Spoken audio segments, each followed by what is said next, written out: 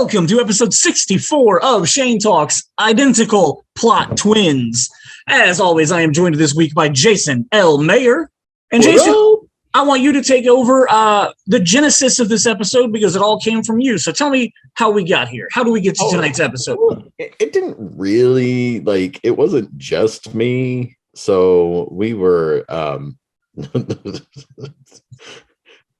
I can't remember exactly what had happened, but I made a Facebook comment off of something that my brother made notice of, and he noticed that the movie Days of Thunder is literally a remake of Top Gun. And what's the difference in years? Like 7? 4. Top Gun was released May 16th of 1986, and then on June 27th of 1990. Oh, that would make sense because I definitely saw that in the drive-in, and that was the summer that I went to the drive-in a lot. So, nice. Yeah, the awesome Pendleton Pike drive-in that I used to go to, that my brother Dave we'd go drive over to Domino's, pick up a pizza, carry out special for like $5.99. Then we drive over, get into the drive-in and have drinks and everything else already in the car. So nice. And we just sit there and watch movies for 6 hours, 7 hours. Quick time out. You mentioned your brother Dave. Just wanted to say that I'm very happy to hear that he is at home and recovering, and that is awesome news. So hopefully he keeps going in a positive way. Thank you. If you are somebody who believes and wants to give prayers and thoughts and stuff like that, they are more than welcome and always appreciated. And so he's home with the kids and the family. He's got to go out and do some other stuff now, and he's not just stuck in a hospital bed for the moment. So awesome. I've gotten to FaceTime with him a couple times in the last week, so it's been great to talk to him and see. He definitely seems like he's in good spirits right now, so that's always good news. Yeah, very much so. So thanks for bringing him up, and shout out to him. Shout out to Dave. Yeah. So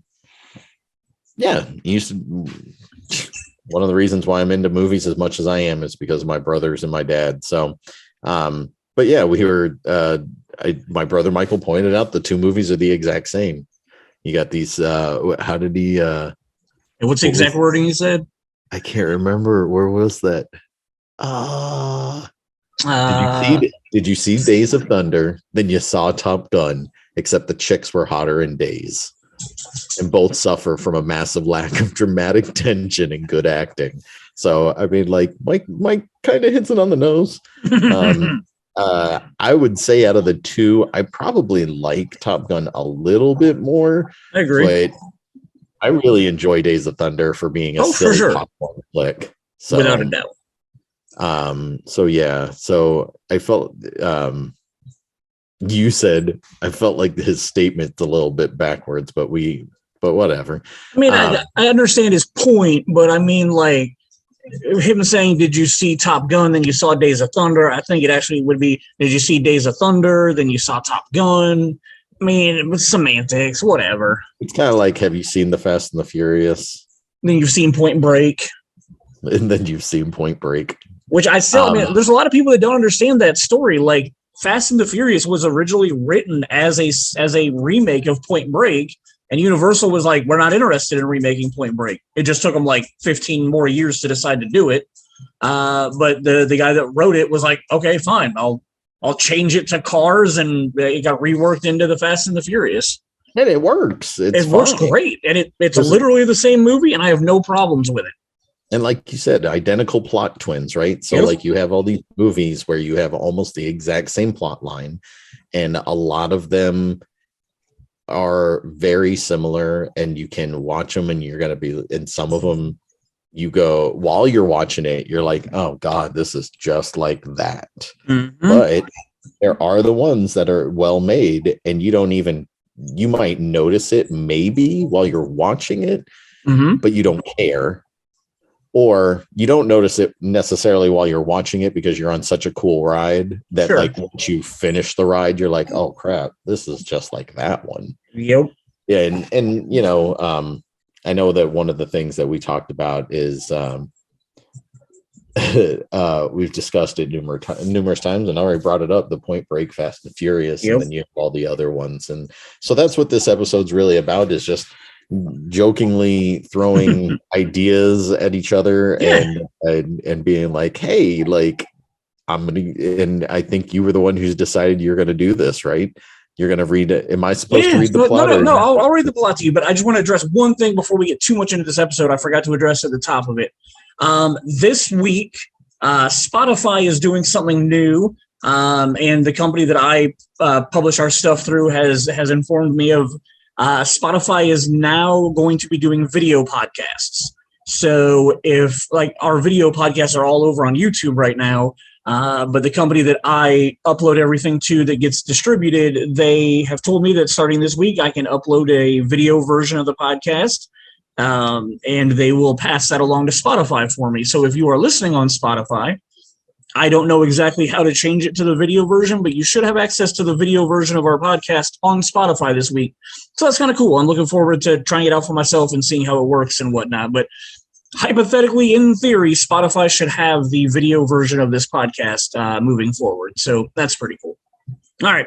Let me read you a plot summary, and I want you to tell me what movie you think I'm describing to you, all right? A man joins up with the natives to learn their culture only to exploit them. He ends up falling in love with their way of life and one of their women. This leads him to help them to victory over those people he was originally working with who wanted to take advantage of this culture. What movie do you think that is? Well, so I am at a great advantage that I know exactly what we're already talking about. Sure. But I'm going to go with the very first movie that I ever realized or, had this kind of plot twist. And the first one I can ever remember is Dances with Wolves. Okay. I should have looked up the release dates of Dances with Wolves versus Fern Gully, because obviously we're talking about Fern Gully when we bring this movie up. Yes, but it's not like he went to go learn there. He got magically transformed into a fairy-sized person. So it's not like he was wanting to go visit these people and learn their way of life. He kind of got stuck learning their way of life because he wasn't sure if he'd ever be a human again. I guess that's true. I guess that's a good point. But I mean, it's very similar. And Fern Gully is very much the young artist version and cartoon version of the CGI masterpiece, which is Avatar. So, oh my God, you had to say that. I'm really sad. I tried to get myself a copy of Fern Gully this week because I wanted our thumbnail for this week's episode was you holding the Avatar DVD that I know, or Blu-ray that I know you own, and then I wanted to hold Fern Gully. You own two versions of Avatar, the 2D and 3D, of course. No. I'll get more into it later, but go ahead, keep going. All right, but I wanted to hold Fern Gully up because since the moment I walked out of the theater of Avatar, I've refused to ever watch it again because I love Fern Gully so much, and it literally feels to me like James Cameron watched Fern Gully and got really high and decided that he just wanted to make an adult version of it. Because much more than Dancing with Wolves, he doesn't change species in the movie, but literally in Avatar, you change species. You're not human anymore. Just like when little boy gets sucked down into Fairy Boy, great analogy you got here going on. Really solid verbiage there. Well, so now Ryan Foster. So Eric Hallett originally suggested Avatar and Pocahontas. And Ryan Foster also agreed with that. So is Dances with Wolves also Pocahontas now is my question. Like, does the transitive property work with these movies? Well, the interesting thing kind of, I mean, it is. I can't argue it. Everything that we've commented on in this, because then you can also include The Last Samurai. Oh, wow. Yeah. Tom Cruise movie. Sure. So, like, it's pretty much all the same. What was plot-wise? The Great Wall, was that the Matt Damon one where he was an archer? Yeah, but that wasn't wasn't like this at all. Like, he was already a BA and he showed up and he was it's him and Mandalorian. Oh, Pedro Pascal. Yeah. Him and they're like best friends, and they're just traveling Okay. to like get the world and get money and stuff. And Cool.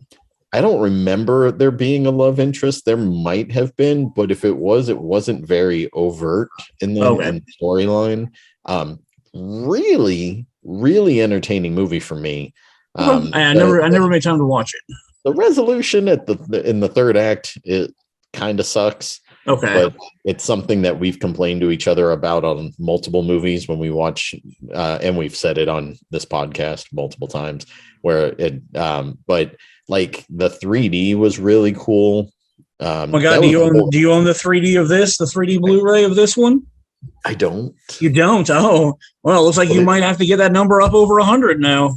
But let's do an update for the it's on my wish list. What's the update for the audience? Where is your 3D Blu-rays sitting at right now? I know it's over 80 now.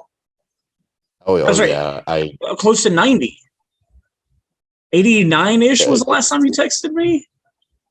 I'm at 97. 97. Woo! I mean, you could do one more and stop at 98 since it's kind of like the greatest year. Ooh. Oh, you could do two more and you can stop at 99. I might be over 97. I might not have put in my latest purchases on my you did list. text me recently and say you bought like two more, I thought. Well, and the only problem is I bought one that accidentally ended up being a Region B DVD, so I don't have the ability to play it. But oh my gosh. I can't remember what it was. Oh, no. John Carter's on here, so I'm good. Oh, okay. John Carter. Oh, yeah. Yep. Actually the same kind of thing. It is the same kind of thing. Plot. So, but yeah, so yes, I'm up to 97. Okay. So go ahead. His birthday. Oh, okay. Yeah, I got you. So anyway, but yeah. Avatar, what I was trying to explain to you anyway, because I held up the fact that I own two different copies. Yeah. So there is, I know that you're going to absolutely love this part. So I did own the regular Blu-ray. Then I bought the 3D Blu-ray. Mm. And then it was on sale, and I love James Cameron. He is in my top 5 directors of all time. And he needed $5 more from you? And so I ended up buying the extended edition of Avatar. So, which it's got some cool other like little stuff. It's not a whole lot that like changes. It doesn't change almost anything compared to like the Aliens director's cut or the Abyss director's cut. Sure. Like completely changes certain things. This one just has some a little bit more meat on the bone. Oh, did they add Bartok in this version? Did they have what? Did they add Bartok in this version? No, they did not add Bartok. Okay. Bartok's a little floating bat from Fern Gully, for those who don't know. Well, and for my update for the audience, I am up to owning 6 VHS tapes from movies that were released in 1999. VHS gonna make a comeback, unlike these Blu-rays and 3D Blu-rays you're buying. All right, so with Avatar and Fern Gully, Brandon Yoder and David Richmond had my back on that one. And then Dustin Atterbury is the one that said Avatar and Dancing with Wolves. And what were you about to say? I was going to say, I just read recently that DVD still outsells Blu-ray. Oh, wow. That's impressive. I was actually disappointed. What was it, a month or two ago? Sometime in 2022, I walked into Best Buy. Their DVD/Blu-ray section is tiny, like one shelf. I was like, I'm definitely not finding the movie I'm looking for. In the walkway, and then there's like one little tiny section. And yeah, I was very disappointed in that. Like, I mean, whatever, like most of my stuff I buy on Amazon anyway, but it was something that like I wanted for like that day. Like I was recording a 99 episode that night or something, and I was stopping by to see if I could find it or something. I didn't have 2 days to wait for Amazon, so I was like, I'll just go to Best Buy and pick this up. Go to Disco Round or the Exchange. Yep. I've been going to both of those.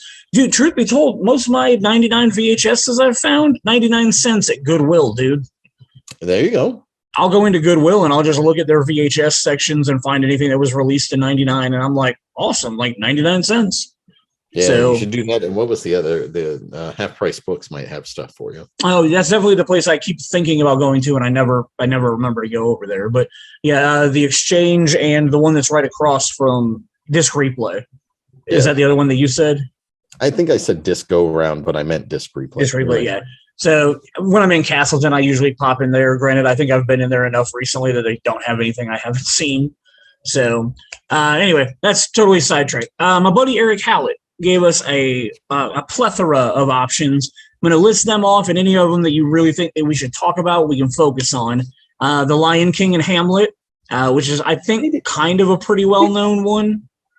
Well, yeah, and definitely one of those things that like they kind of didn't hide that. No, like, yeah, it wasn't like we're acting like we're not this. It was like we're going to be overt with our themes, and for sure, very much a Shakespearean tale. Man, have you ever apparently in one of the like novelizations of The Lion King, they did like a prequel origin story. Have you heard like Scar's origin story?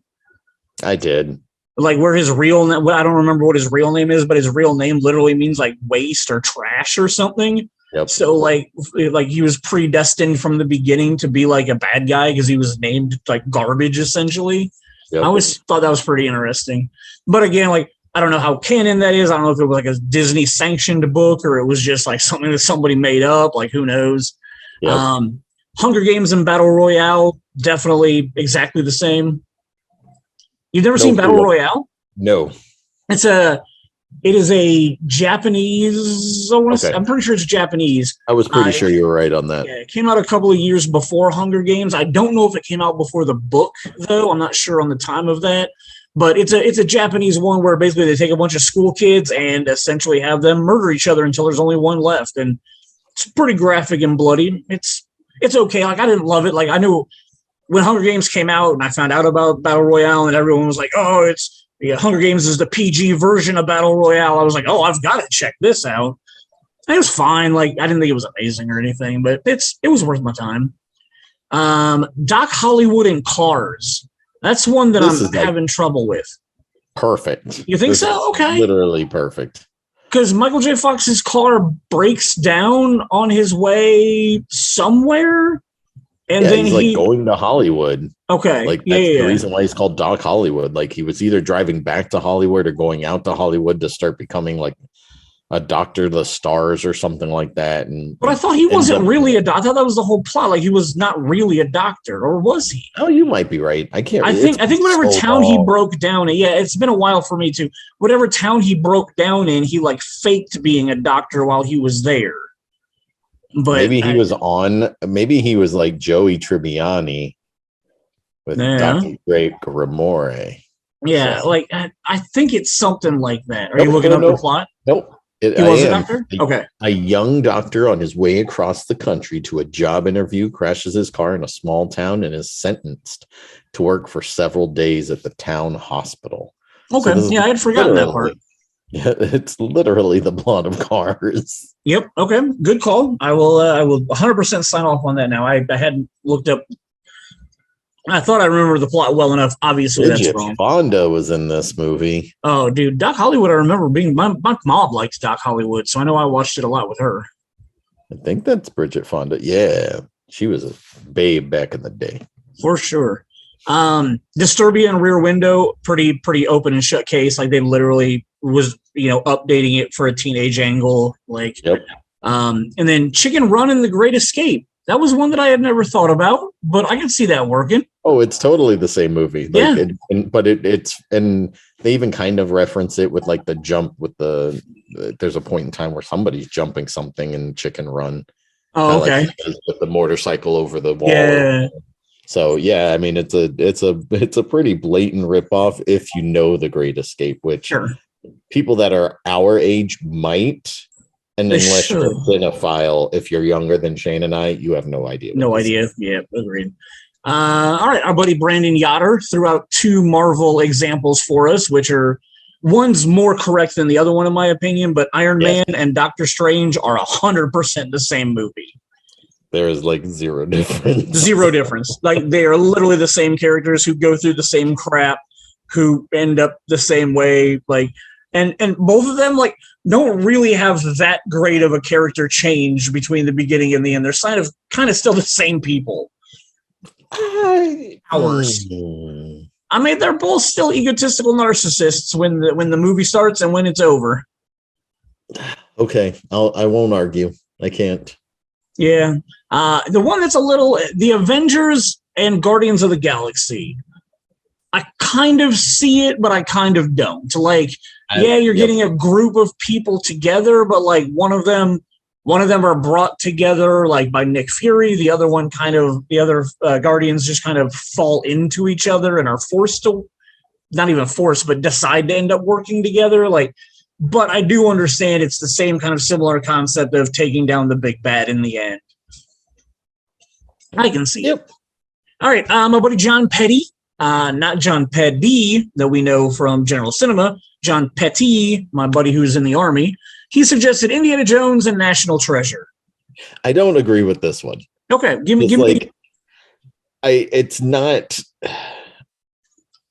nearly a treasure hunt in Raiders of the Lost Ark. Sure. So if you're saying like Last Crusade, maybe that and National Treasure are on the same level. He said Indiana Jones, so when he says that, I think of Raiders. That's it's kind of like saying Star Wars, right? For me, Star Wars means you're talking about episode 7.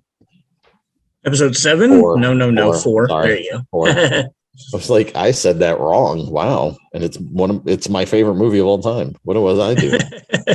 No, but yeah. So when you say Indiana Jones, I think Raiders. And I don't think Raiders and National Treasure are on the same plane. If you're talking Last Crusade and National Treasure, I can see your thought process there because it is literally a treasure hunt. Sure. You got to go and do this so you can find that and then go this way and go that way. So I don't technically agree with it. And I would say like this is more kind of National Treasure is kind of like it's kind of more like or I'm sorry, not National Treasure, but Indiana Jones. Raiders of the Lost Ark kind of reminds me a lot more of The Mummy.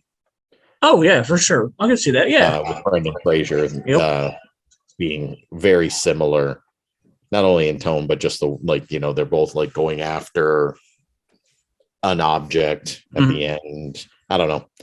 I definitely see that. I can get his idea, but I don't think that the two movies, and like I said, it just says Indiana Jones, so he could have meant the whole thing, the whole kit and caboodle. So he's probably talking about Kingdom of the Crystal Skull. Oh God.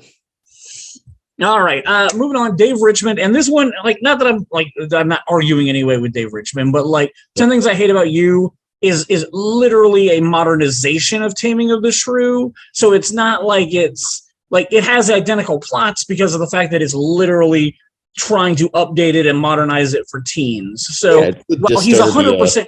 Like what Disturbia did. Like he's 100% right that they're the same plot, but like that's specific and designed in the same way that Disturbia was. So while 10 Things I Hate About You is one of my all-time favorite movies that I own on VHS tape, it's kind of just by default the exact same as Taming of the Shrew, which, truth be told, I've never seen a theatrical production or a film version of Taming of the Shrew, to be honest. I might have. Oh, I don't know if I've ever seen. I think I might have seen a movie version of it. Really? I know there is a movie version. Like I remember seeing the box art of said movie version, but I've never watched it. So I had mentioned a couple. The first one that I mentioned that like is I love both of these movies, so it's fine with me that they came out just a couple of years apart. But The Raid Redemption is one of the best action films I've ever seen. And then Dread, the Carl Urban version, not Sylvester Stallone's version, is literally the exact same video game plot. So much so, like, you're literally fighting levels up to the boss level. Like, oh, I cleared level 1, let's go up to level 2. I cleared level 2, let's go up to level 3. And both of them are literally the exact same plot of going up the tower to the boss level at the top. And I love it in both ways. I think it works on both of them. Yep, go for it. I own the 3D version of Dread for you, Shane. Oh, you know what? All right, so you own a 3D movie that I'm not. Do you own the 3D version of The Abyss? No. No. I didn't Do you even own know the? they made one. I mean, I'm pretty sure that. I mean, theatrically, I know it's been released in 3D. I don't know if that means there's a home version of it, but Jurassic Park. I had to buy a Japanese import of T2 to get a T2 version of in 3D. Oh, So that's probably there's some pretty cool stuff in there. Jurassic Park. Jurassic Park, definitely. My Okay. kids love watching that in 3D. Star Wars Episode 1 in 3D. They don't sell that. Oh, it's a bummer. That's really They disappointing. only sell all the crappy versions, which I own all of them. All right. Do you have any comments on episodes are not available on Dread or Raid Redemption? No, Raid Redemption. I know I've watched it, but I watched it after I watched Dread because we watched Dread, and then you were like, "You haven't seen Raid," and I was like, "No." So, Raid Redemption's the second one, right? Because it's the first one. Is it okay? Then what's the second one? They made two, right? They did make two. It's got a weird title like Barenthal or something. Okay. I know that I watched Raid Redemption after Dread, and I was just like, "Oh, this is fine. It's cool." And you're absolutely right. The gore kind of turned up. The violence and the gore is a little bit turned up, which is funny considering Dread is what it is. But I guess when you have comedic or over exaggerated deaths and violence in a comic book based on death and violence, then I don't think of it as being overtly gross. Whereas when you have a movie that's like The Raid, where it's like regular humans, they're supposed to be regular humans and they're whooping each other like that. And it's then it's kind of like, okay, yeah, it's excessive violence. Not that it's that big of a deal. And like you said, it's a fine movie. I know you like it more than I do, but I like it a lot, especially I know Daredevil did a really cool fight sequence down a hallway, but The Raid has one in that also, and it is just so bloody and so badass in my opinion. The fight sequences there specifically 2 or 3 fight sequences in Raid I think are just some of the best action choreography I've ever seen. According to IMDb, The Raid 2 is what it's called, and I can't I literally think it's called Barenthal or something like that, but I can't find this. But I did really quickly see something I don't remember knowing. Mike Shinoda did the music for The Raid Redemption of Linkin Park. I know that. That's pretty cool. I'd never paid attention to that. But anyway, I'm a huge fan of Raid Redemption. I think anybody should watch it. I bought it digitally one time because they did Raid 1 and 2 for $10 for both of them. So I jumped on that. What about Who Framed Roger Rabbit and I, Robot? I never would have thought of it, but when you said it, it was just like, yep, that's totally what that is. It was one of those ones that I don't remember. I mean, I can't take credit for it. I am sure that somebody mentioned it to me at some point, but it was one of those glass shattering moments where I was like, oh my God, you're right. Yeah. And so that's one that's always stuck in my head when you talk about that, because they're 30 years, 20 years apart. What was that, 85 to 2010 or something, or 2005? 88. 88. So 20 years apart. Yeah. Now we get to my list. Let's bring it on. The Hunger Games and Maze Runner. Yes and no. It's just this weird scenario. If we're gonna put teens in this thing, and then they kind of work together, but they kind of don't. Sure. There's a whole lot more death in the Hunger Games, but it just felt the same, and it didn't help that they both came out within a very similar, a year. Something like that, within a year or two. So where it was really close to each other. But the other two that I always think of when we're doing this is these two movies. Both of these sets of movies came out within I want to say within a year, probably maybe less than a year. Maybe it was 2. I don't know. But so my first one that I'm going to mention, both kids' movies, is Ants and A Bug's Life. I'm going to look it up right now. I literally think they were like a month or two apart. Like they were both 1998. Ants was. Ooh, I'm going to be wrong. So Ants was October 2nd of 1998. I'm pretty sure A Bug's Life was at the beginning of the year. A Bug's Life was 1998, and it came out on November 20th of 98. So they were literally a month apart in 98. I don't know why I must not have seen A Bug's Life until like January or February of 99. It must have been. Because it would have been out when I was working at Clearwater when I got hired there. So I probably didn't see it until I was working there, and that's why I thought it was so early in the year. But yeah, so literally a month apart, those two movies. Yep. And then the other one that I think is hilarious is Finding Nemo and A Shark's Tale. Both and if I'm parents looking for missing children. Both if I'm remembering correctly, A Shark's Tale was like a November release though. So, and I know Nemo was a summer release. So. Yeah, well, Nemo would have been in like 04, I think, or maybe 03, and Shark Tale would have been 05. Shark Tale was 04. 04, okay. It was October 1st, 2004. Okay. I'm going to read the plot. All right. When a son of a gangster shark boss is accidentally killed while on the hunt, his would-be prey and his vegetarian brother decide to use the incident to their own advantage. Man, maybe this isn't what I thought it was. I only saw the movie once in the theater. I was going to say, I remember hating Shark Tale. I don't remember it very well, but I remember apparently it was a dead kid and not a missing kid. Yeah, apparently. So Robert De Niro's son is found dead, and Oscar, played by Will Smith, is found at the scene.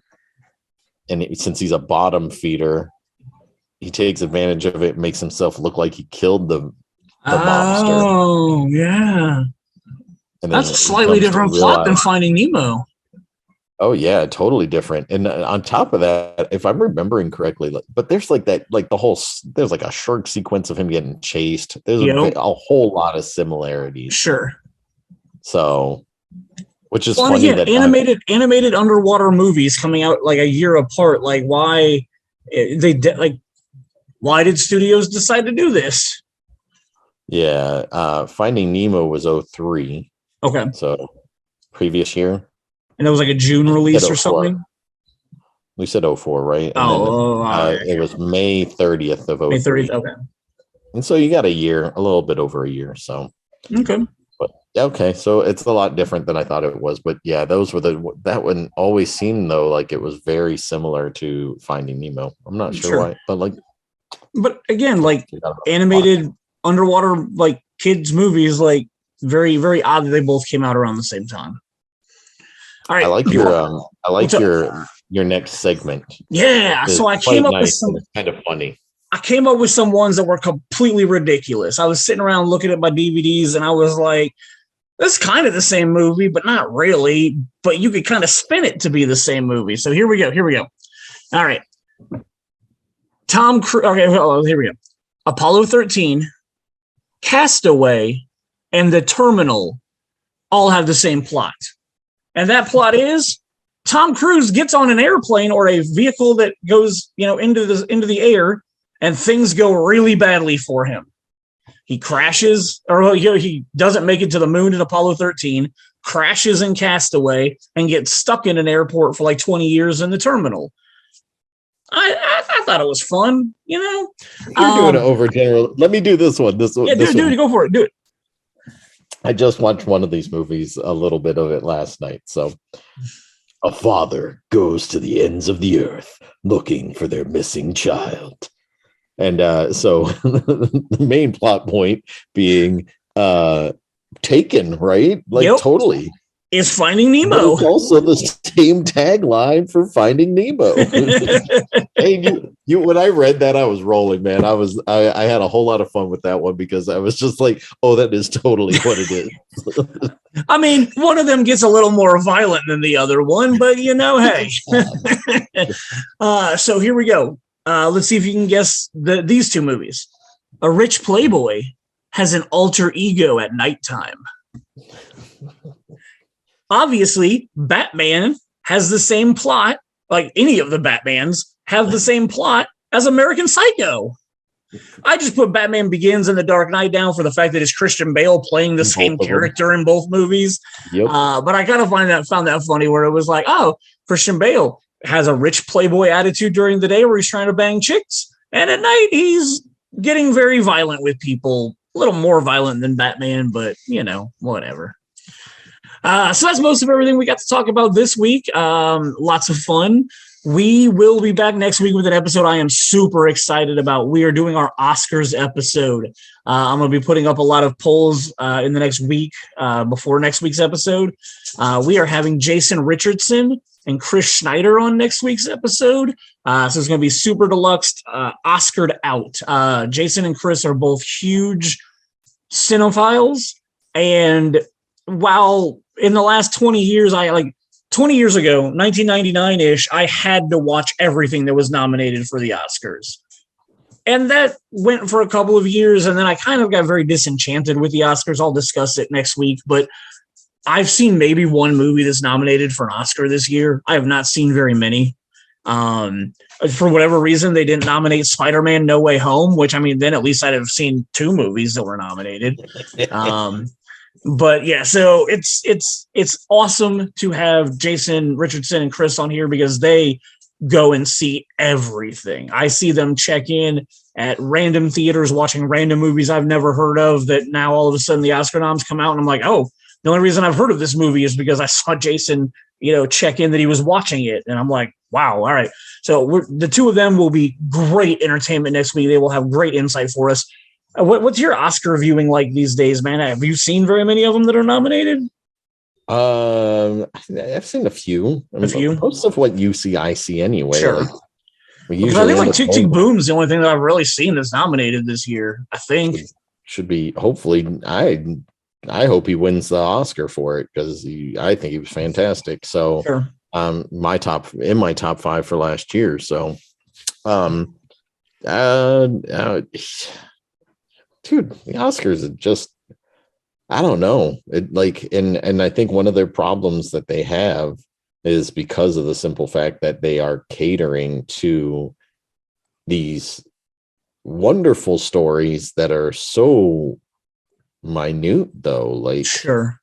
And not a whole lot of people see them. And I don't know. I don't know if I've seen an Oscar movie winner since Return of the King. Well, and see, we'll obviously get into this more discussion next week. Go for Argo won Best Picture, so I know I saw that one. Right on. We'll get into this discussion more next week, but I really feel like the Oscars have gone through this weird wave of in the 90s, it was a lot of Miramax artsy movies, and then in the 2000s, it kind of tried to go into mainstream stuff, nominating Lord of the Rings. And Return of the King was we've talked about this always. He won it for Return of the King because they were taking all three movies into account when he won that one. The first two, you knew he wasn't going to win because they weren't really that good. I love Fellowship. You're just not going to give him 3 years in a row. Exactly. So they just waited till the third year and gave it to him for all three of them, in my opinion. But it's kind of this weird wave that Hollywood goes. It's unfortunately such a popularity contest, and right now I think it's back on the who's making artsy stuff right now, and I just don't have as many opportunities to see those artsy movies. Obviously they're out there because Chris and Jason will tell us where they went and saw them at, but I just don't have a chance to go out of my way as much to go see them anymore. Yeah, and and a lot of times, to be honest, a lot of them tend to be movies that I'm not interested in either. Just because you're getting Oscar buzz doesn't mean that it's a good movie. Sure.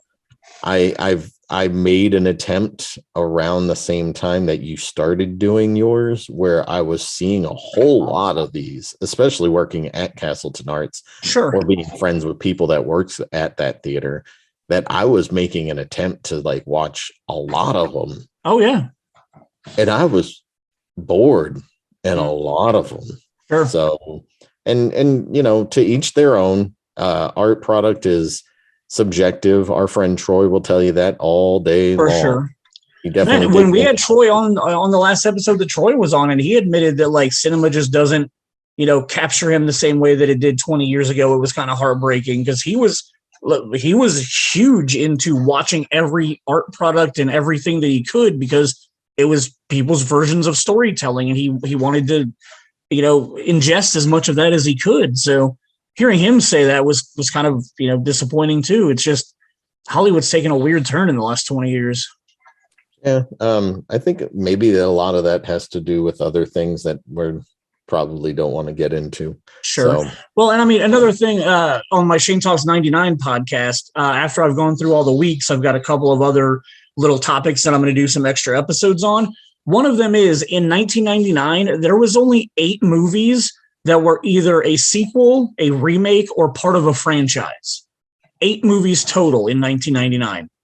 I jumped 20 years to 2019, there was over 40 movies. Almost every week, a movie that came out was either a sequel, a remake, or part of a franchise. And that tells me that Hollywood doesn't do original storytelling anymore. And that's maybe what the problem is, and maybe that's why the independent product is what's owning the Oscars for so much now, is because of the fact that that's where the art product actually is. Sure. Compared to something, like you might have something that's as beautiful as the Lord of the Rings trilogy, so that you end up with something that looks great and is a great entertaining, you know what I mean? It's like, sure. It's like it is art that is breaking mainstream and can incorporate everybody. Sure. But I mean, that was 20 years ago already. It's crazy. And let's talk about this real quick. When you talk about original filmmaking, so 20 years in the future, I'm going to write a movie. And when I write this movie, I'm going to decide to time travel back to a couple of years ago, and I'm going to give this story to one of my favorite authors. His name's Jonathan Tropper. He wrote a book called The Book of Joe, which honestly, The Book of Joe is almost identical to the TV series October Road. Very similar plots and whatnot. But anyway, he's going to take that and he's going to make a movie for Netflix. The movie is The Atom Project. Did you get to watch it yet? I did. Dude, I'm in love with that movie. It's fine. I was sick on Sunday. It was something I put on while I was sick. I had the stomach bug. So didn't get out of my bed for like 30 hours. But yeah, and I watched it while well, thank you. You didn't tell me this. I did not know. New information. Luke had it on Thursday night. Thursday morning. Luke had it Thursday. I got it Sunday. Chris got it Tuesday. Lisa got it yesterday. So it's been we've been cleaning a lot. I bet. So, wow. Sorry to hear that's going through the house, man. It is what it is, man. It's like 4 or 5 hours of hell, and then a couple of another 24 to 36 hours of not feeling great. But it's not nearly. You know what? Give me that over COVID. Sure. So for sure, did not like COVID when I had it. So agreed. I did not enjoy it either. Bouncing back from that is kind of quickly and easy, but yeah. So I watched it while I was sick, and then while I was and I don't know. It was one of those moments where I was like, man, I really wish I could have seen that in a movie theater, where I was in a dark theater sitting up instead of laying down uncomfortably on my bed because I had been there all day already. Mm-hmm. And so it was just this whole moment of once the movie was over, I was like, it was fine. I'd give it 2.5 out of it. It's one of the better original Netflix films I've seen. That's exactly what I was going to get at. I gave it a 9 on the IMDb because it literally had everything I wanted, out of a science fiction movie. But I also think my expectations were pretty not low because I like Ryan Reynolds and it looked like fun. Your beard kind of looks like Ryan Reynolds' beard in that movie, man. Well, I'm going to go get some Just for Men and get a dark color, and I'm going to color this gray in, and then it might look more like Ryan Reynolds, but yeah. And I look like the guy with the face mullet. It's okay. So it was fun. I appreciated that it tried to make time travel super simple and easy. Like it wasn't convoluted or complicated for time travel. But yeah, I think my expectations were like, it's a Netflix movie. Like, let's just hope it's okay. Yeah. And then like I loved the soundtrack. I really enjoyed Ryan Reynolds and that kid. Like that kid did a good job of studying Ryan Reynolds to be a little Ryan Reynolds. Like it was a lot of fun. In the same way from Looper, when Joseph Gordon-Levitt decided he wanted to learn how to be Bruce Willis, I felt like this kid did a very good job in the same way. So we actually are kind of coming in under time this week. Is there anything else you watched you want to talk about? Like we got a little bit of time, amazingly. You watched anything else recently? Like we haven't been to a movie together in a couple of weeks now. Nothing's come out. Yeah, exactly. Batman was the last thing. And did we even talk about that? I can't remember. I don't think we really did. No. No. Yeah. It was fine. I liked the Batman because, as we talked about after the movie, it's 95% Batman and 5% Bruce Wayne. Yep. And personally, I love the first hour of the movie. I really like all the detective work that Batman does in the first hour. And then I feel like the last 2 hours just really kind of lost their way. Like the last 2 hours definitely could have been cut down. They definitely tried to give us too much, like so much expository stuff that didn't need to be there. Like if they gave me the first hour the way it was and then cut the last 2 hours down to another hour, like just made it a 2 hour movie, I probably would have really enjoyed it. I liked it. I had fun with it. Yeah, it looked great. All the acting was really well done, in my opinion. Like I thought everybody who was in it did their characters really well. My only other kind of question with the movie, I'm wondering how, like, and it sucks because The Mandalorian has me thinking this way now when I watch stuff where characters are in masks all the time, and the Riddler, 90% of this movie is in a mask until the end when you actually see Paul Dano as Paul Dano, like, or as the Riddler. Like, how much was Paul Dano actually on the set playing the Riddler? Apparently a lot. Well, okay, good. That's good to know. There was something I read that like he did 100 takes. The cell phone scene. I read that. So yeah, like he just kept recording that scene over and over again and being silly with it. But so, well, that's good to hear. I haven't watched a single Matt Reeves movie that I've enjoyed from beginning to end. The Kingsman movies are just okay. Like I like the first Kingsman. Oh, he didn't do those. Oh, that's Matthew Vaughn. Matthew Vaughn. What's Matt Reeves done? What he was mainly known for was the Planet of the Apes movies. Oh, yeah, those are all just okay. All the new remakes of those. Right. So you have his last few movies, the Batman, War for the Planet of the Apes, Dawn of the Planet of the Apes, Let Me In. Okay, Let Me In was okay. Horror that was the remake. Grace. Yeah. It was a remake of another film. I'm sorry. I really enjoyed Cloverfield. Like a whole lot enjoyed Cloverfield. You know what though? Matt Reeves made a movie that was an hour and 25 minutes. Yeah. And I'm not surprised that I enjoyed that one. Yeah. Because Dawn of the Planet of the Apes was 210, War was 220, and the Batman's 256. Yeah. So I not a huge fan of him yet. I'm going to say out of all the movies, he's 1 for 4 out of the ones that I've seen. Gotcha. As far as like pacing and real enjoyment out of the film. So Cloverfield makes no sense on some levels too. So, but it's a throwaway like creature feature. Yep. And it's an hour and a half. If you can get me something beginning to end in 90 minutes or less, I'm in love with it most of the time. Like, give me something that's enjoyable for 90 minutes or less. You got me. Yeah, because I'm pretty sure Adam Project is just a little over an hour and a half, like an hour 37 or something like that. Yeah, I think you're right. So, yeah. All right. How did you feel about the Batman? Like, did you like the plot, the story? Like, I mean, as a movie as a whole, I know you said it's like a 2 or whatever. No, that was sorry. 2.5. Yeah, 2. Yeah.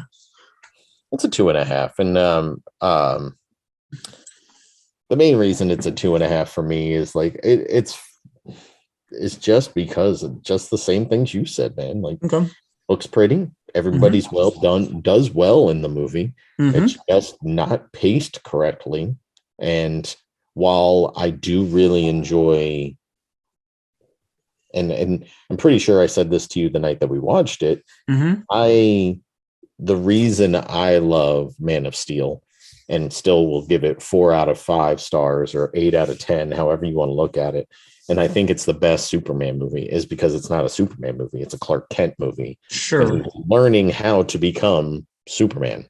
Okay. So that's like that whole concept of that movie is like him trying to figure out how to be this essentially a god on planet Earth. Right. And what he has to do mentally and to be that person and for everybody kind of thing. This is literally the reverse. This is a movie that is a Batman movie, and he kind of sometimes has to be Bruce Wayne, but that's not who he is. Sure. Batman is Batman. Bruce Wayne is his fake persona, and it's just his God-given name at that point. Right. And it's a means to an end. So I think what's interesting for me, and if they get to make any more, who knows? Because it's getting great reviews. It's doing decently at the box office. Like $500 million. Yeah, so we're probably going to get a sequel out of it.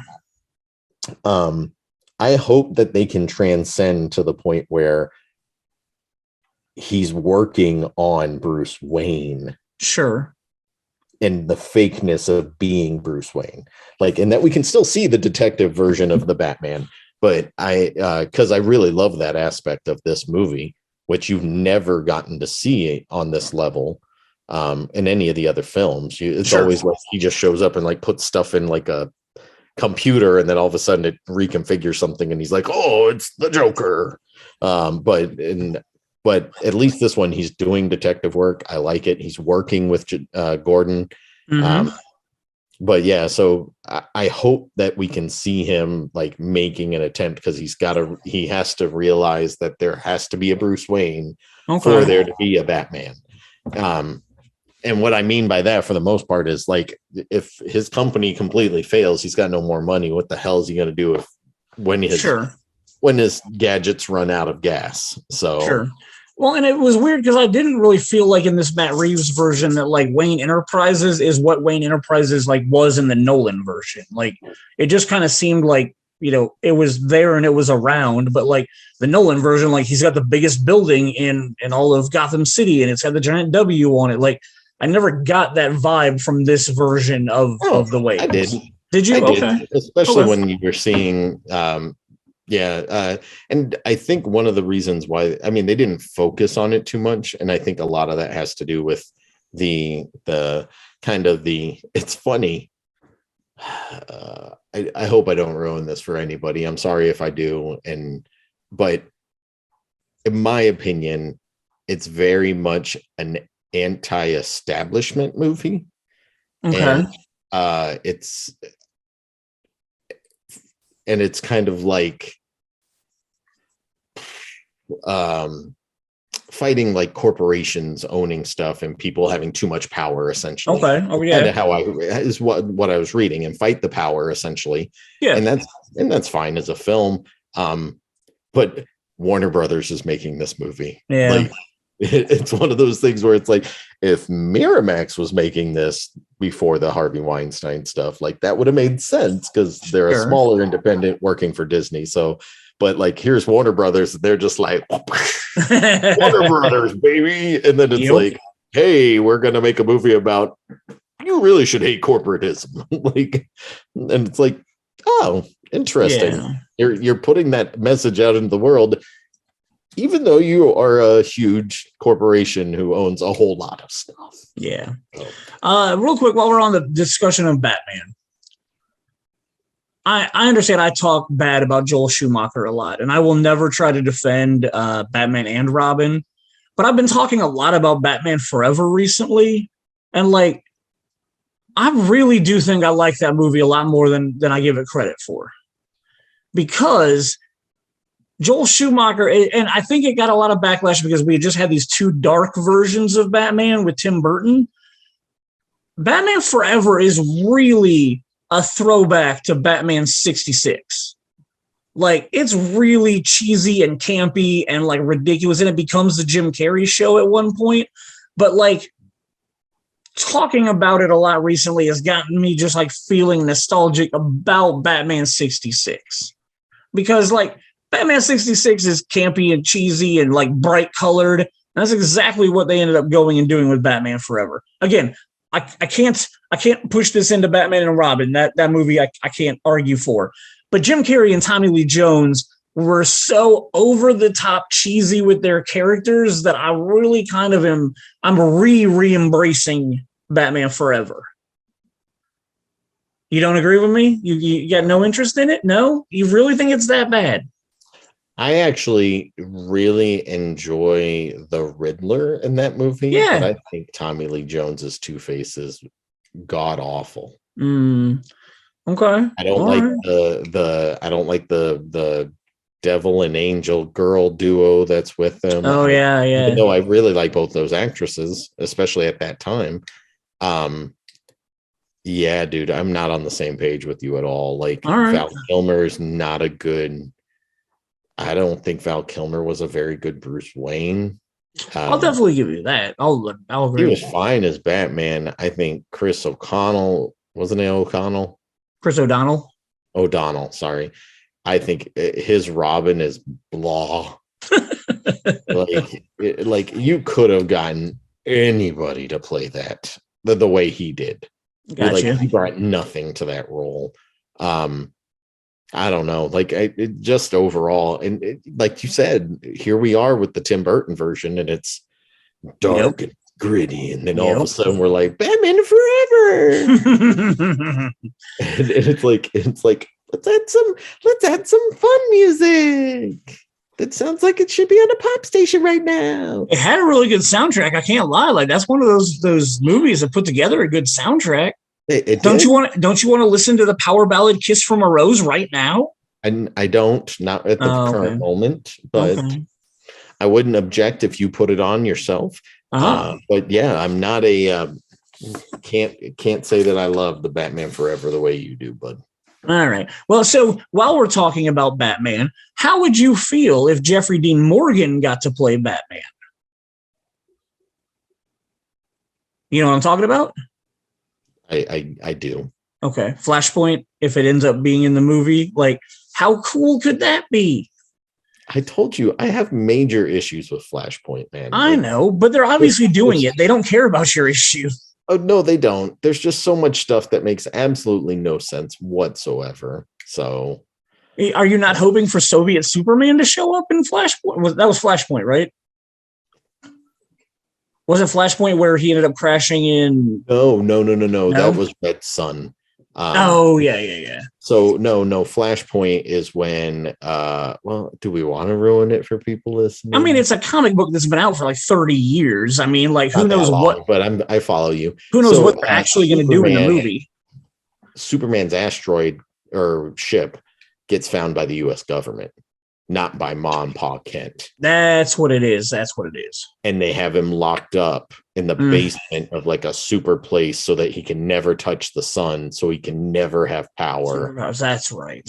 That's what it was. Like, so he, dude, like there's so many, like I'm fine with it, but that makes no sense. And isn't Flashpoint's where Batman's mom becomes the Joker, right? I don't know if that's what they did later on, but like, so Flashpoint, it was all about the fact that Barry Allen goes back in time and saves his mom. His mother. Yep. Okay. So he saves his mom. Barry Allen. I kind of always thought of Barry as like somebody who was in his like mid to late 20s. Okay.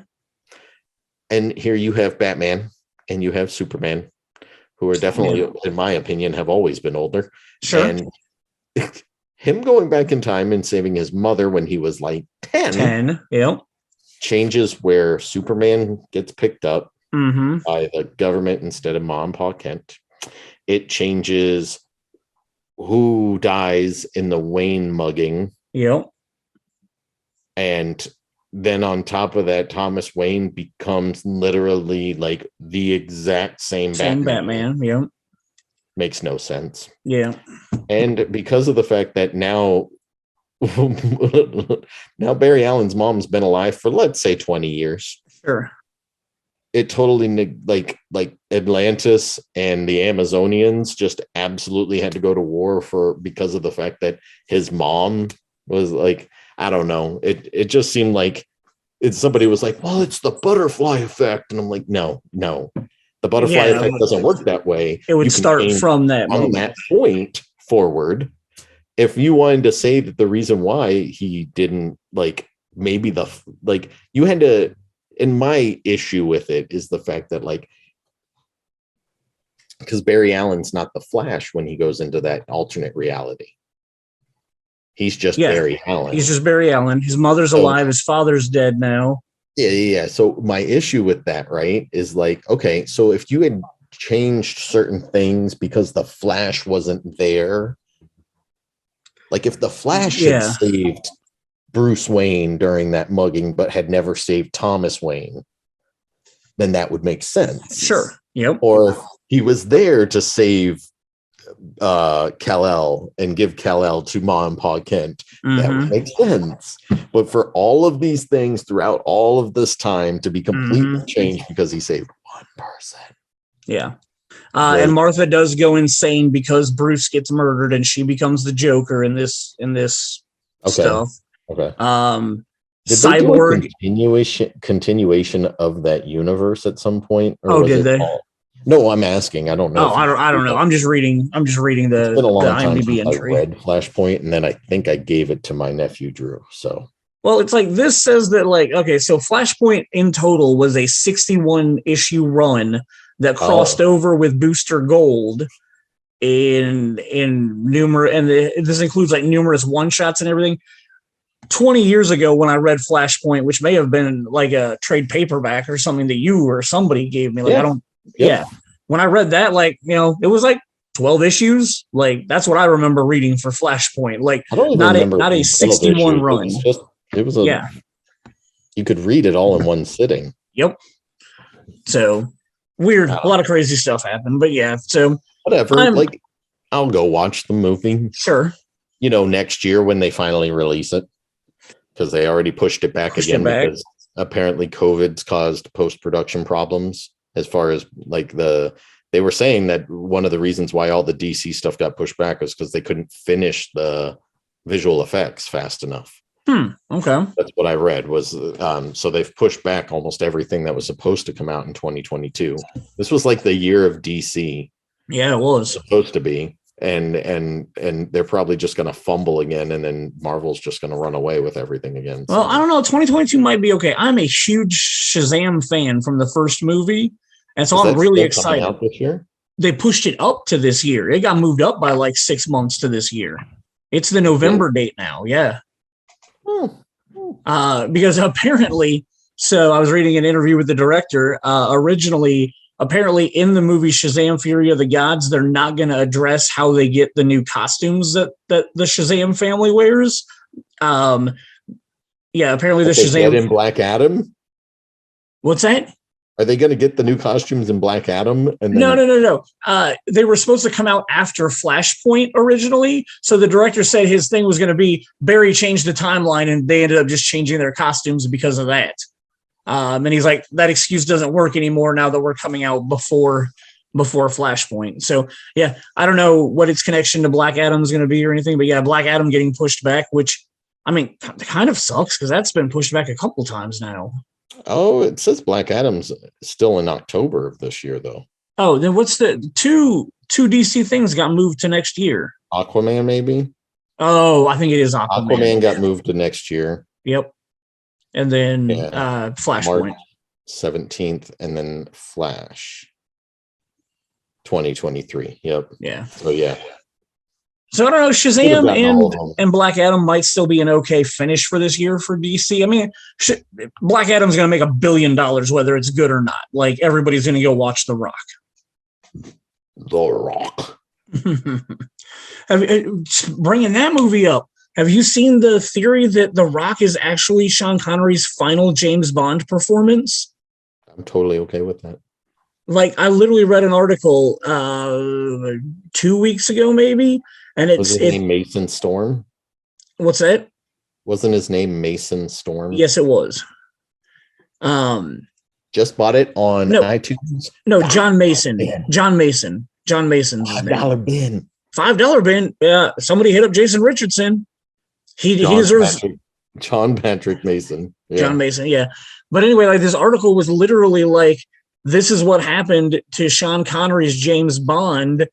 He ended up getting captured and detained at Alcatraz, and he was the only person to escape from it because he was James Bond. Like John Mason was the fake name that he was using when he was undercover at that point. And I'm like reading it, and I'm like, this is canon for me now. Like, I completely buy this. Her Majesty's Secret Service. Yeah. Yeah. I love The Rock, and yeah, dude, I'm fine with it. Easily top 10, might be top 5 all-time action film. So. Yeah, I mean, it's definitely up there. So yeah. All right, man. Well, all right, we filled out this episode a little bit, talked a little bit about Batman and Adam Project, and yeah, next week is the Oscars. Well, in like a week and a half is the Oscars, but next week will be the Oscars episode, and I'm so excited for our guests and to talk about Oscars with you. So thank you guys for listening. We will see you on our Oscar episode next week, the red carpet episode that won't have any red carpet at all.